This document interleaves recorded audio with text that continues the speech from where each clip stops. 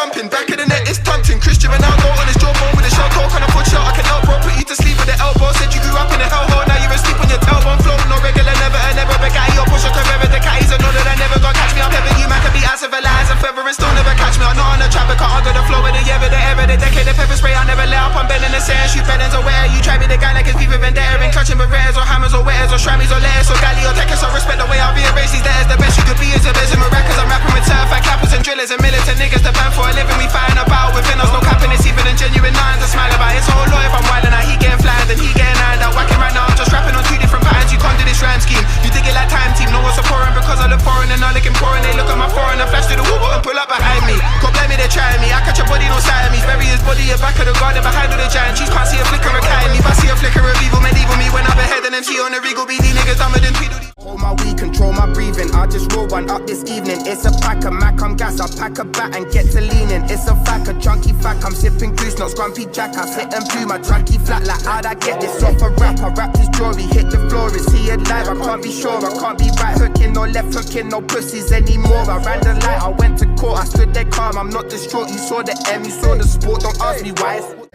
Real smooth, real ice. I was in the booth with Dyke, you was in the night. I was selling out a show, you was in the onesie.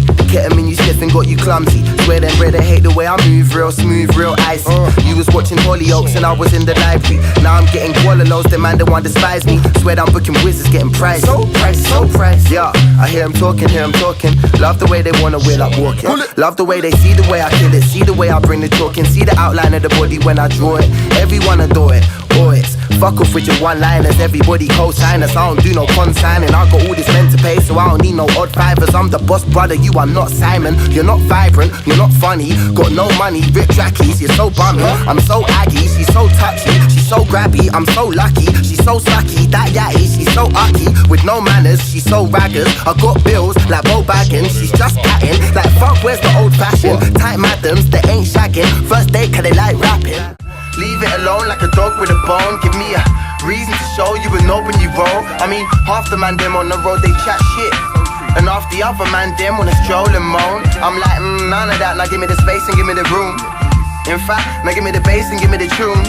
Whether you're plucking or you're strumming, try your luck and have a couple till you're chucking up. I love it when the love is up, I'm buzzing when the party banging. Banging off the ceiling, banging bangers even in the basement. Jamming with a spliff and yamming Mackie D's in dungarees. I run the beat so wonderfully, so I could give a fuck whether you're chumping me or ducking me. But on the beat, I give it some, I rip it quickly.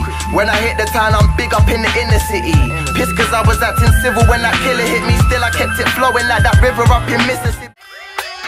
Brighton town where you find me, I'm on the high street, I got the best flow, coming all rhymey. I got the high grade and I spit grimy. See me on iTunes and they just buy me. So I move right here, can't get by me. I got a whole album and it's all by me. I roll with the Biro, Ryan and the baby. Now it's all hard work, now it's all lively. Back in the day when I gave mum back chat, she would try to tell a man, Now I do that if a man I try act bad. Gus got gun back, now he's a bad man. Didn't go Vegas or play blackjack, beat up dealers. Rob man's Afghan, now man's got blue cheese and dank cans. Right past like Frank, I get live on a hype occasion. One fan from a show try to snidey statement. Trying to put Wiz down, trying to diss Jamaican. So I shag man's mum for the violation. Like, why you trying to fight with Statham? Trying to war with four, you're getting drawn in payments. And the man I wanna chat that their thoughts amazing, but they can't pour thoughts when they draw a statement on tracks. Me, I don't rhyme when I rap. Me, I just grind when I rhyme. Puff dank in a flat toast, anchor on that. If I got a hankering, jamming on that. Man's overly on it, I got the door in my wallet. And when I pull in my pocket, I'm seeing permanent profit. It's like the man they wanna chat that they can pony. I got it, let it be running with a shorty for a kick of an obby. I know a couple man, they've had it really do this in property. But if everybody do it to me.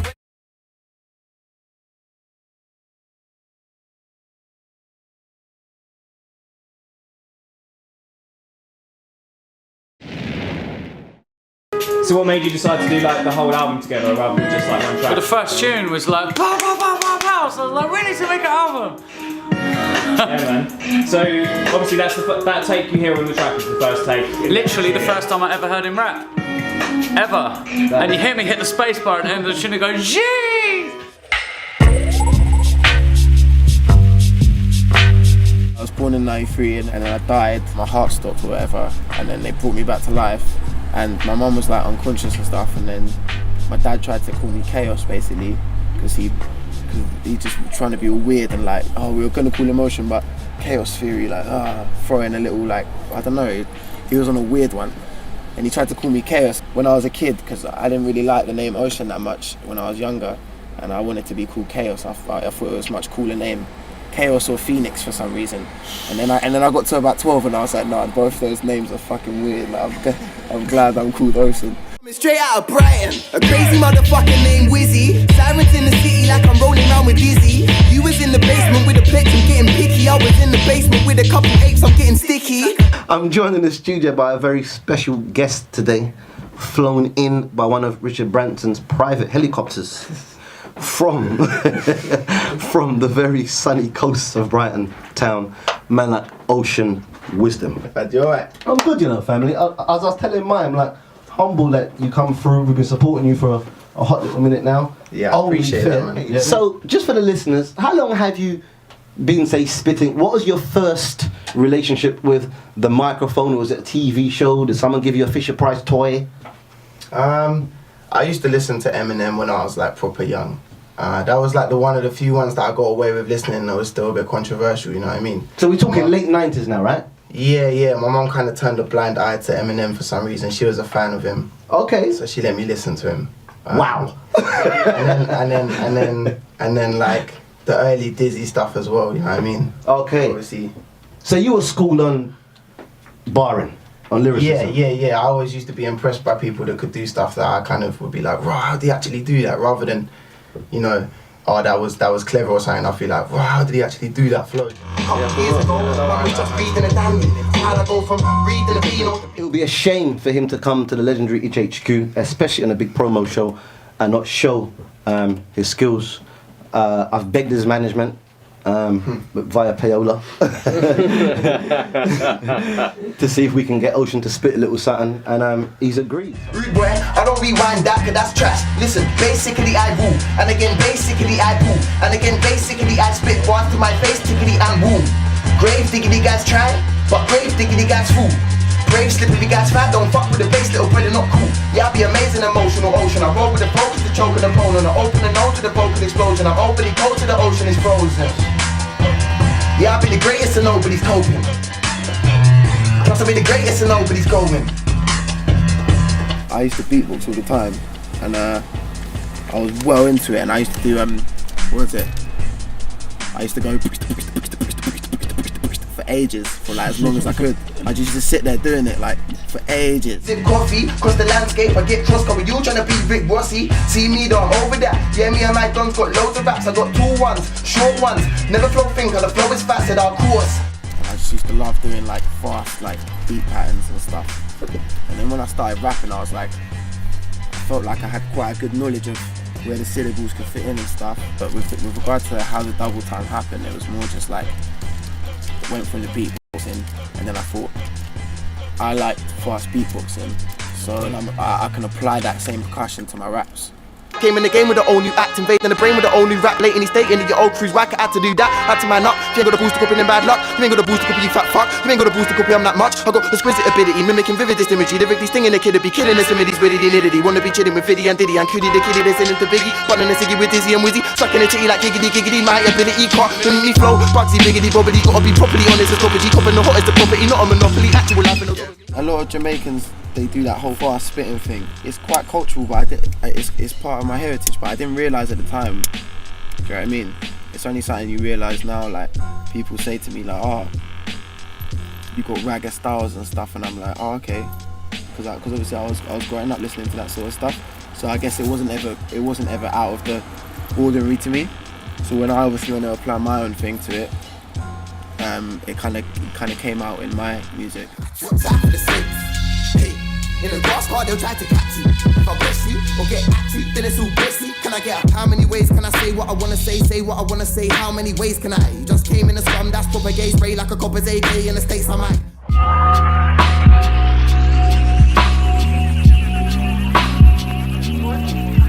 A lot of the songs are written when I was like in certain moods and stuff, but I'm a big advocate of give what you receive, in the sense of like, you know, if someone gives you hassle, then they're getting double the hassle back.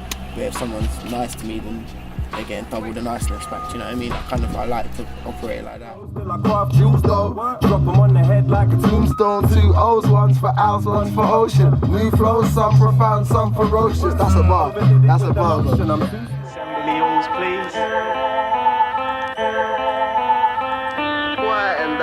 Three brothers in in that one whip. See them two brothers they don't fuck with. You got one brother with you on stuff, you got one brother who ain't on shit. So you hop out with that on job brother, one pokey, one long stick. But that same brother who don't get involved with that same brother.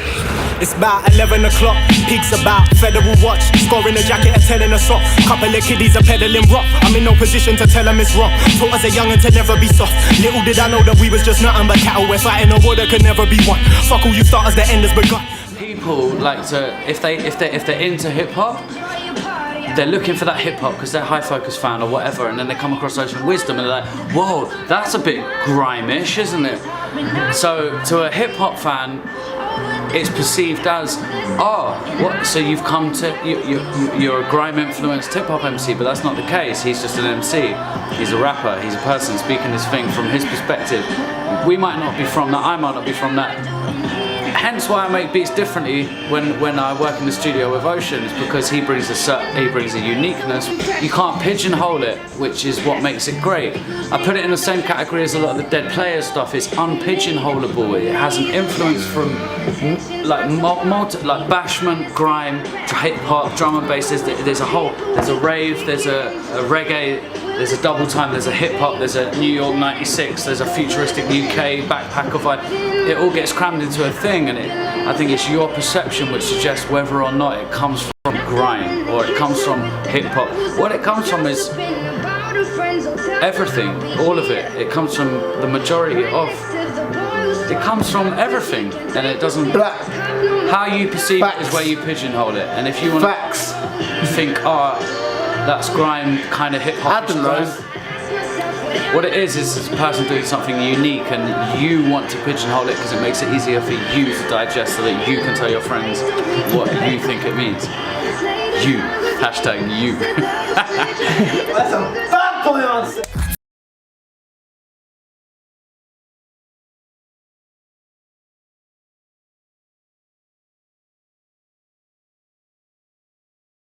But we just didn't know it. I just seen an interview with Baby, and Baby said that nobody would never have it back. He said the West Coast would never have it back, the East Coast would never have it back. He said it's in the South, it's staying in the South, and that's it.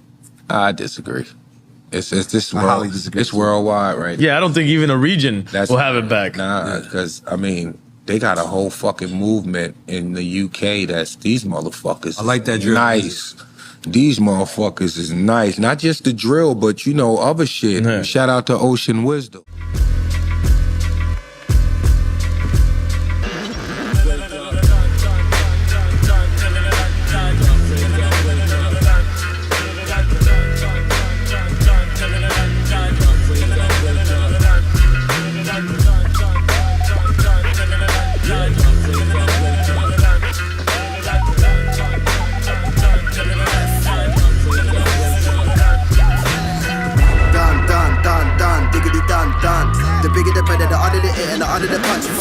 The fact of the matter, I'm bigger and badder, I couldn't be unsung. I beg all these rappers, invest in that Alice, it's still your mum's drum. Done, dipping out of that dumb little man thing. I can't be risking all of that shit if I'm on a mission trying to be the king, that's kinda dumb. Done digging in a rock, trying to see a something shinier than what I'm digging with. Disciplining and I vision it. Bigger fish, they wanna mirror it. I'm not a copycat, but the classmates one copy, man. I had to camouflage a little bit, I felt a little violated. If I'm honest, and a nigga looking at me in the wrong way, it's going one way. I'm on a runway, I'm on a plane now, I'm going somewhere. They wanna level with me, that someday I'm on big business. Go with the pen and pad, they couldn't mirror this. The man a little man, the man's a little fish. I'm kinda oceanic. Did you get my drift? On a dip. Do something on the high street in a new something. That's my wave. I recoup what I spent. I ain't really trying to lose nothing. I'm done. Done. Hey, you know what? The whole thing done. I ain't lying from the whole thing done. The whole thing done.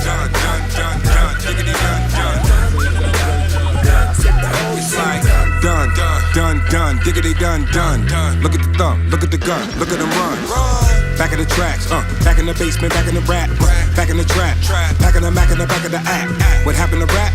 Can happen to you, I just happen to rap. And this where it's happening at, what rapping is back. I'm asking what happened to that? Too many flashing in fact, 2 in the fashion and racks, 2 on your back, or ruin your 2.5. Cause y'all wasn't doing the math. This algorithm, just a fraction. I'm so efficient. While in addition, I'm subtracting they whole division with precision. Written by yours truly. Who he? Old schooly. Freshmen do not move me. Nothing to prove. When you ain't got nothing to lose. You fools, you will be nothing but boo. Cause I ain't got nothing to do. Methods to do. If the room is lit, I'm setting the mood. Setting the rules. Turn a vegan to a vegetable. Done. Hey, you know what? The whole thing done. Lying from the whole thing done. The whole thing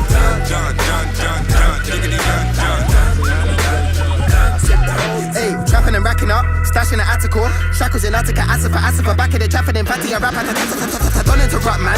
You know when they're bad enough. Tryna catch up with us, not get this, so you know. Menage they with her, with a quality camera, puffing the ananas. Man, ain't nobody better me. I'm on the swagger, and I got the energy. Enemy better be ready for all of the bad man. Me, myself, and I. Look how I multiply. Look at the rising tide. Look at them try to fight. Look 'em behind the eye, and a rapper tackle them. Pick a pattern, I will batter them. Ineffective with your chattering, inefficient with your stamina. In denial, they should pack it in. Inappropriately not having, independently embarrassing. Introverted, just so arrogant. It's apparent you ain't managing. It's apparent you are stammering. It's apparent you are panicking. It's apparent you are parroting. It's apparent you are pain. I never saw such a mug in my life, and I don't wanna see you again. The M and the E and the T and the H and the O and the D ain't the same. So bring it to Wizzy or Meth on the track, and we're talking the frame in the pave. The thing done. Hey, you know what? The whole thing done. Lying from the whole thing done. The whole thing done. The whole thing done.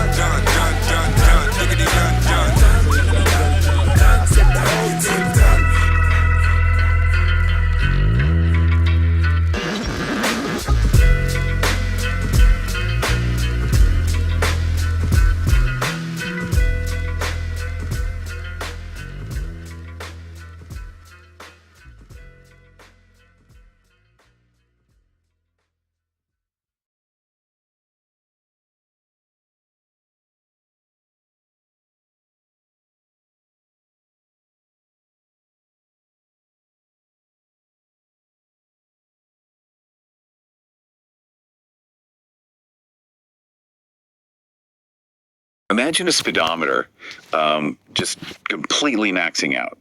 Like the physical needle is actually shaking as it pushes past the red line, just struggling to even calculate the velocity. Yeah, you literally can't push it any further without the engine blowing. Exactly. Now, apply that image, but not to a sports car. Apply it to the human voice.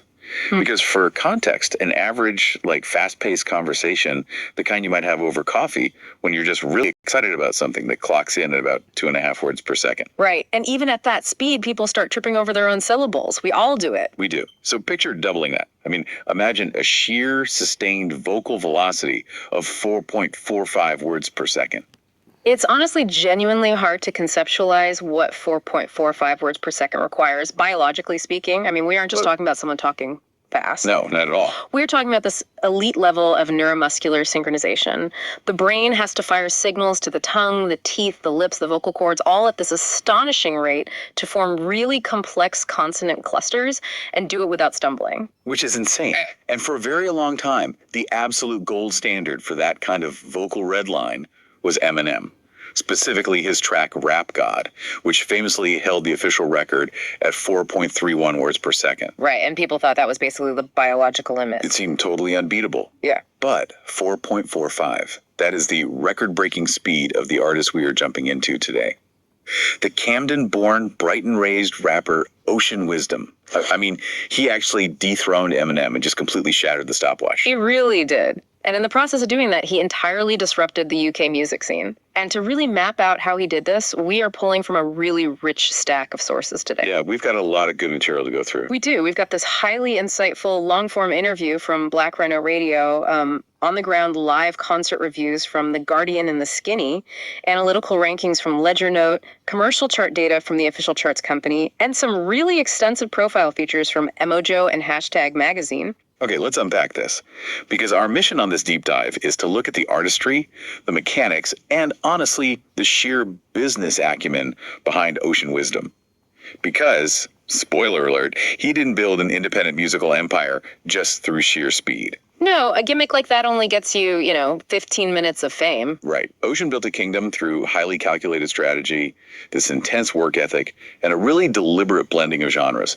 But let's start right at the epicenter of this earthquake, the track that actually broke the record. Walking, yeah. The mythology around the recording session for this song is almost as wild as the speed itself. Oh, it really is. The origin story of Walkin' is that he just steps up to the studio microphone and records this impossibly fast, lyrically dense track in a single take. Wait, really? Just one take? One single take. There is no chorus, there is no hook to give the listener a break, and probably more importantly, no ad-libs or vocal layers added in post-production to give Ocean himself a chance to breathe. Wait, let's just pause on that, because recording a track like that in one take is like a runner breaking a 4-minute mile barefoot on an icy track on their very first try. That is a perfect analogy, actually. The breath control required to not just immediately pass out is insane. Well, it comes down to something called diaphragm microbursting. Usually when a person speaks or sings, they take a deep breath and they just exhale in a continuous stream, right? Right. But at 4.45 words per second, if you do that, you'll empty your lungs in about 3 seconds. You'd be totally out of air. Exactly. So Ocean Wisdom has to actively modulate his exhalations. He's trapping air and releasing it only in these tiny pressurized bursts to hit specific syllables. It is like driving a manual transmission car and downshifting without ever grinding the gears. Like the clutch control just has to be absolute. And Unilad actually did the math on this track, which is what caused the viral explosion in the first place. Yeah. They pitted his 4.45 up against Eminem's 4.31. They crowned him the new king of speed, and the industry reaction was just immediate. Massive validation from heavyweights. Yeah, we're talking about legends from both sides of the Atlantic. D12, Akon, Snoop Dogg, The Game, all of them coming out and praising this relatively unknown UK artist. Mm-hmm. But I mean, here is my major reservation with all of this. Speed is a massive double-edged sword. Oh, absolutely. Right, because if you break onto the scene purely because a viral article says you're the fastest, you are instantly at risk of becoming a novelty act. You just become a circus trick. And that is the trap that catches most quote-unquote fast rappers. They prioritize velocity over musicality. But if we look at the music analysis site Ledger Note, they recently ranked the fastest rappers of all time, and they specifically categorized Ocean's flow as swift creativity. Okay, swift creativity. I like that. Yeah, and they make a really crucial point. His delivery is dizzyingly quick, obviously, but it is impeccably clean. Every single vowel and consonant lands squarely on the beat, and his production choices heavily anchor him too. How so? Well, instead of rapping over chaotic, hyperspeed electronic noise to match his voice, he chooses beats that are deeply respectful of old-school, traditional boom-bap hip-hop. And let's actually define that for listeners who might not be steeped in rap production terminology. What do we mean when we say boom bap? So boom bap refers to the classic 1990s New York hip-hop sound. Think of a very heavy acoustic kick drum. That's the boom, followed by a really sharp, cracking snare drum, the bap. Boom bap. Makes sense. Right. And it usually sits around 85 to 95 beats per minute, so it's a very grounded, highly rhythmic, soulful sound. And by placing this incredibly futuristic, hyperspeed vocal delivery over such a traditional, grounded beat, Ocean Wisdom completely avoids sounding like a chaotic novelty. He basically anchors the speed in pure hip-hop tradition. And to fully understand why that stylistic choice matters so much, we kind of need to zoom out and look at the musical ecosystem he emerged from in the UK. The UK scene is complex. It is. It has its own very distinct geography and a whole lot of blurry, honestly, often misunderstood lines, specifically the line between UK hip-hop and grime. And Ocean's background is just a perfect storm for this. Yeah, born in Camden, London. Exactly. Where his father, who has Jamaican heritage, exposed him to classic 90s hip-hop and reggae, but he actually came of age down on the southern coast in Brighton. So he is absorbing the technical, multi-syllable lyricism of American artists like Eminem, but he is equally studying the groundbreaking, just frantic energy of UK pioneers like Dizzy Rascal. Which is such a potent mix. It really is. The Black Rhino radio interview in our sources does a really fantastic job dissecting this environment. They bring up this great quote from Mike Skinner, the frontman of The Streets. Skinner once said, "I thought I was doing grime, but then I heard Dizzy Rascal." which perfectly illustrates the identity crisis in UK music, because the Black Rhino piece points out that a lot of international audiences, and even some domestic critics, lazily throw a blanket over every MC with a British accent and label it grime. Right, and musically speaking, that is completely inaccurate. The sources actually outline a very helpful sonic distinction here. Grime, as defined by modern pioneers like Skepta, is usually set around 140 beats per minute. So much faster than boom bap. Way faster. It's fast, the bass lines are aggressive and electronic, and the drum patterns are syncopated and kind of off-kilter. It evolved directly from UK garage and jungle music. Okay, and then UK hip-hop. UK hip-hop, on the other hand, championed by artists like Giggs, is much closer to the American boom bap we just talked about. It's slower, it relies a lot more on soul samples, and it has a traditional 4/4 rap structure. Where I find Ocean Wisdom so fascinating is that he refuses to just pick a side. He sits directly in the crossfire of those genres. He brings the 140 BPM urgency of grime, but then applies the complex internal rhyme schemes of traditional hip-hop, and then he'll frequently rap over wonky, heavy jungle rhythms. He blends it all seamlessly. He does, but let me push back on this blend for a second, because combining all of those intense elements at 4.45 words per second sounds like a recipe for total sensory overload. You think it gets lost in translation live? I think it risks devolving into just a human air horn. Yeah. Like, look at the live review from The Skinny. They covered his show at the SWG3 venue in Glasgow, and the reviewer painted a picture of absolute unhinged hysteria. SWG3 is a wild venue. Exactly. The crowd is moshing violently. People are literally hurling pints of beer across the room. It's a total riot. But crucially, the reviewer noted that his sheer speed sometimes veered into, and this is a direct quote from the source, indecipherable verses for the sake of it. Huh. Right? If the crowd is just throwing elbows and reacting to heavy bass drops, isn't the complex lyricism totally wasted? Well, SWG3 is notorious for its intensely rowdy crowds, like I said, and in that specific environment, the nuance absolutely might have been lost to the sheer kinetic energy of the room. I mean, pints are flying. Yeah, hard to appreciate syllables when you're dodging a beer. Exactly. But to argue that his music is inherently indecipherable noise misses the underlying architecture of his vocal delivery. Let's counter that Glasgow experience with The Guardian's review of his show at Gorilla in Manchester. The reviewer there had a completely different takeaway. They specifically praised his taut precision. Taut precision. Yeah. So what were they hearing that the Glasgow crowd missed? They realized that he isn't just rapping fast to show off some parlor trick. He is intentionally packing syllables together to create a percussive instrument out of his own mouth. In fact, The Guardian described his melodic constructs as sounding like twisted nursery rhymes. Wow, twisted nursery rhymes. That phrase is incredibly evocative because it implies a sense of playfulness, but also a very strict underlying metronomic rhythm. Precisely. Just think about how a nursery rhyme works. It relies on heavy alliteration, internal rhyming, and a bouncy, totally predictable cadence so that it gets stuck in your head.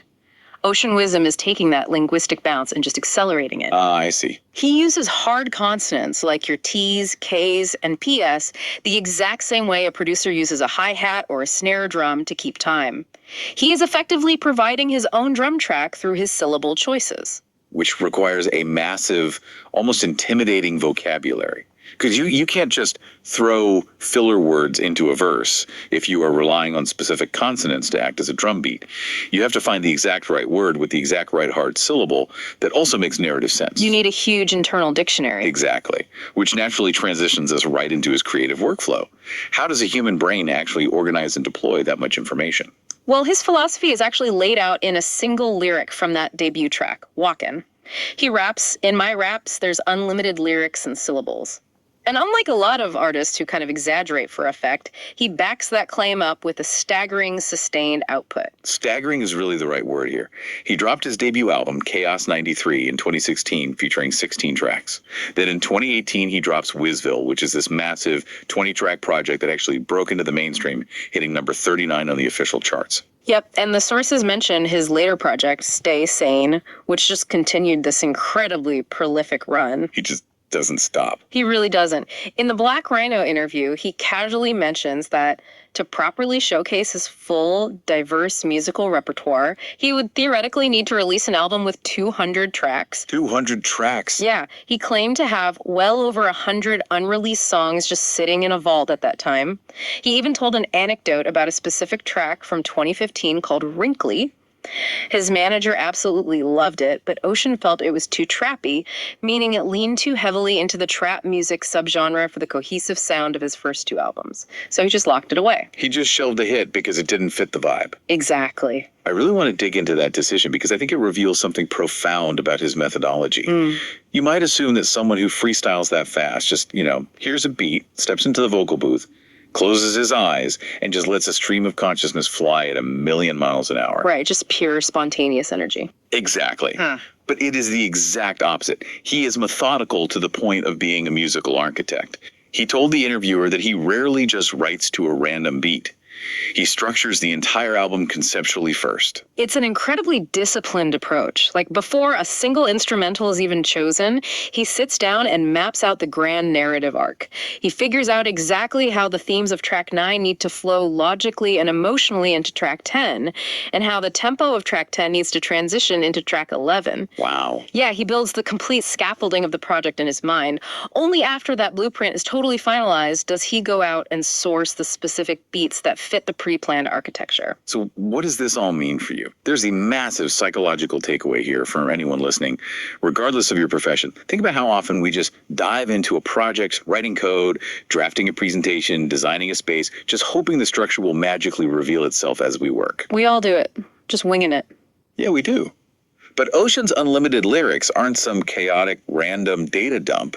They are useful precisely because he builds the filing system before he generates the data.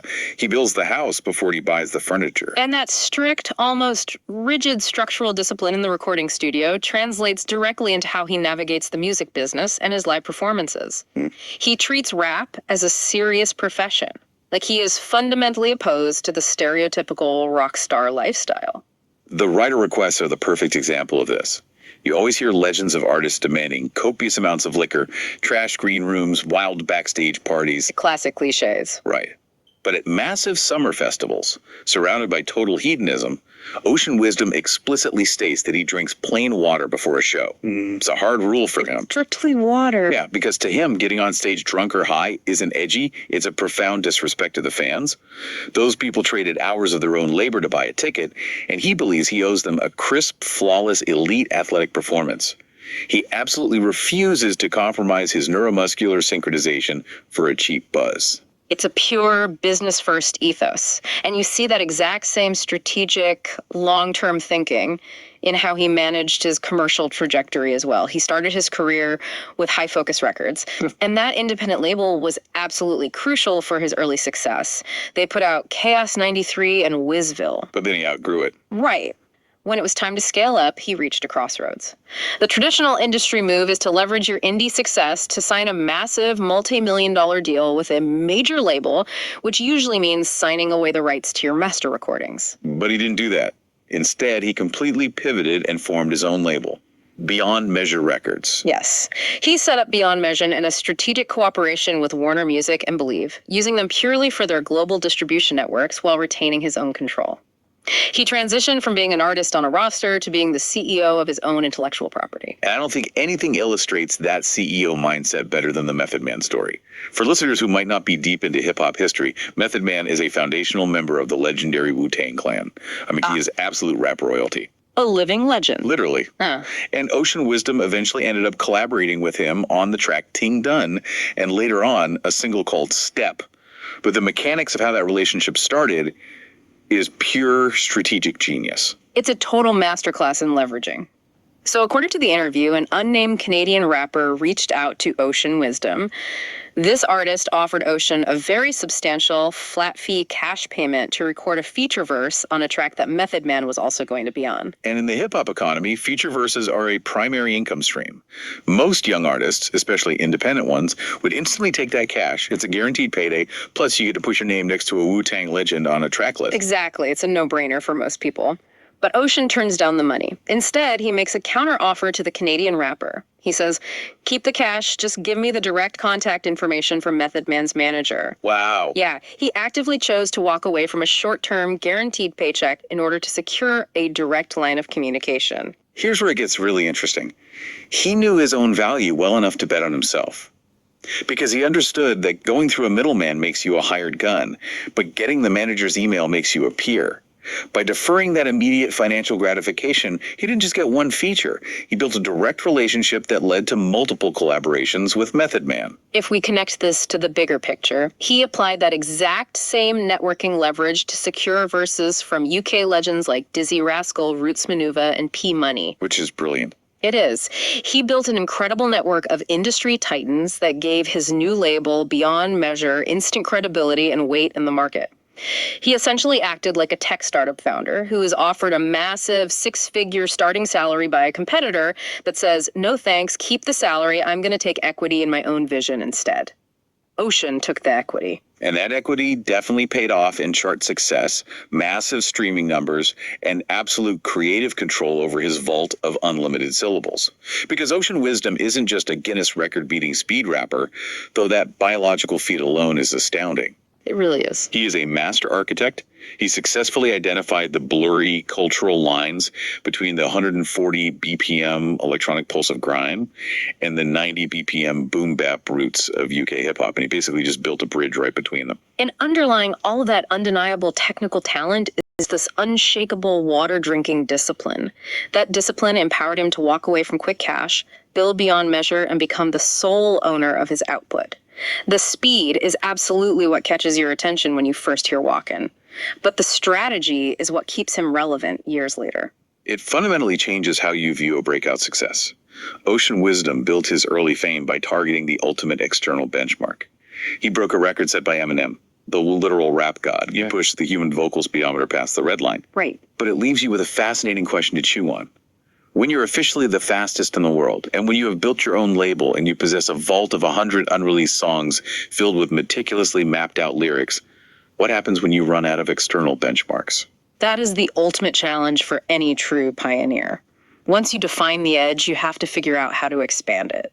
How does an artist or anyone really continue to evolve when the only person left to outpace is themselves? When you've shattered the stopwatch, how do you measure what comes next? Definitely something to mull over the next time you're pushing your own limits, or maybe tempted to take the quick payout instead of playing the long game. Thank you for joining us on this deep dive into the sources, and as always, keep unpacking the world around you and stay insanely curious.